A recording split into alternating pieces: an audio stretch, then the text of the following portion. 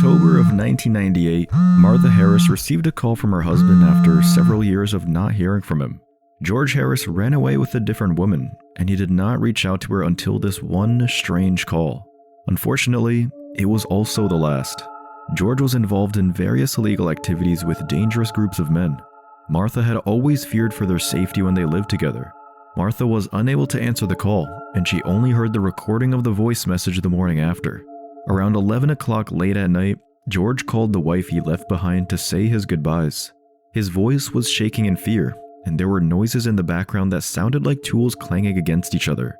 With all sincerity, George told Martha how regretful he was for leaving her. He explained that he left her because he was already being tracked by a syndicate that he got involved with. He took another woman with him as a cover to remove Martha from the syndicate's watchful eye.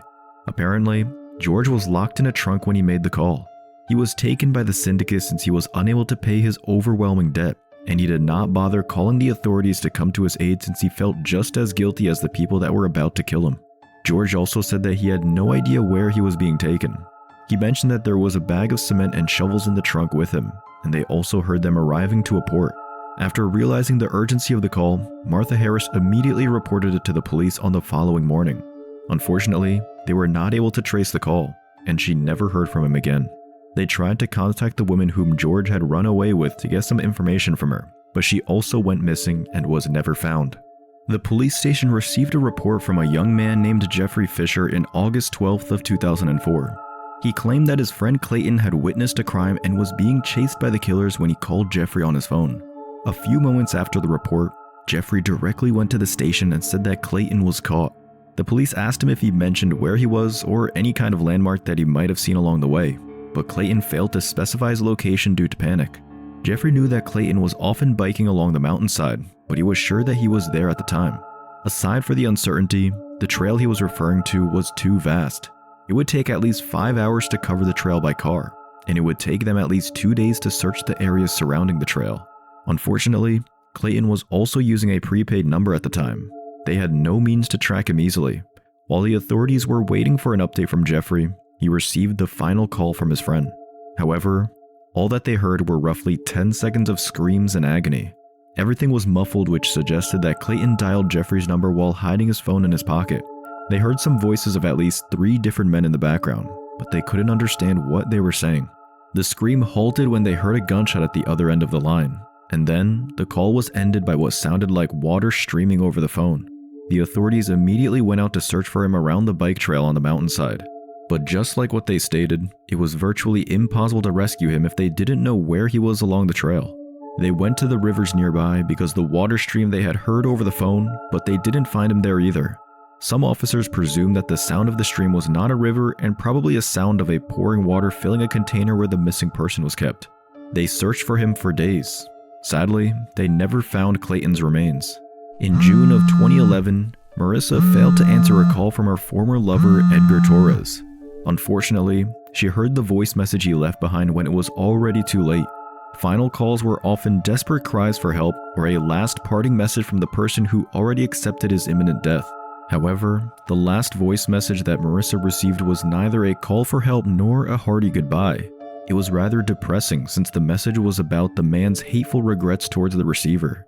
Edgar belonged to a poor household who lived on a farm at the countryside, while Marissa was the only daughter of a rich family who owned several lands and businesses. They met each other while attending the only school in their town, and Edgar won over Marissa's heart after courting her for a year. However, Marissa kept their relationship a secret since she knew that her parents would not accept him because of his status in life. After graduating, Marissa was sent to the neighboring city and met Jonathan, who was favored by his parents because of his family lineage. Out of pressure and thoughts about her promising future, Marissa had an affair with Jonathan and officially announced their relationship to her parents. On the other hand, Edgar was kept unaware of what was happening since he was left to work at his family's farm. Marissa never answered his calls nor responded to any of his texts. Marissa didn't properly end her relationship with Edgar, and she eventually got engaged with this other man. Jonathan was the son of the former governor of their province who ruled over them for decades without any opposition, and she went with him during his campaign when he decided to run in the election. During these times, Edgar finally realized that the rumors about Marissa were true. He ignored the hearsays from the townfolk since he strongly believed that Marissa sincerely loved him, and it completely broke him when he discovered that they were telling the truth. Jonathan knew about Edgar and Marissa's past, but he ignored it since he did not consider a farmer's son as a threat. He won the election and became the youngest official of their province. Edgar strongly opposed Jonathan's changes for the farming industry in their land, and Jonathan knew that it was because of Marissa.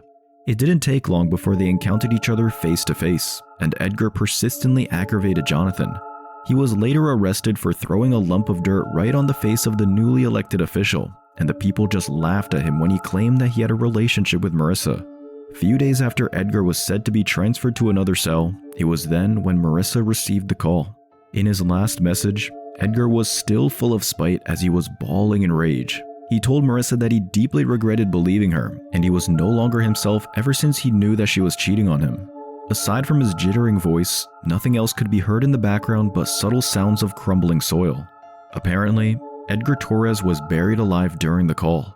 He cried over the phone and vented all his rage without revealing where he was nor who took him there. Unfortunately, there was not enough evidence to prove that Jonathan was the man responsible for this crime since the call did not have enough context to point out the criminal. They never knew where he was buried, and the person who was most likely responsible for it was never acquitted because of his political influence. All of these were information written in the testament of Marissa before taking her own life. At 1 a.m. of November 2011, Amy called the emergency hotline with a rather strange concern. She claimed that something was trying to get inside her apartment, and it sounded like a large animal. The receiver of the call couldn't believe what he was hearing since Amy's residence was far from any reservations nor any forest that was inhabited by wild animals. They also never received a report of an animal attack before. According to her, it was pounding against the door like a bear, which did not exist within their state. The receiver asked her to explain while help was already on their way, and Amy clarified that the animal behind her door was not a bear since it was grunting like a boar. Amy mustered all her courage and walked closer to the door so the person on the other side of the line could hear what she was talking about. To his surprise, Amy's description was on point. However, the guttural grunt was nothing like he had ever heard before.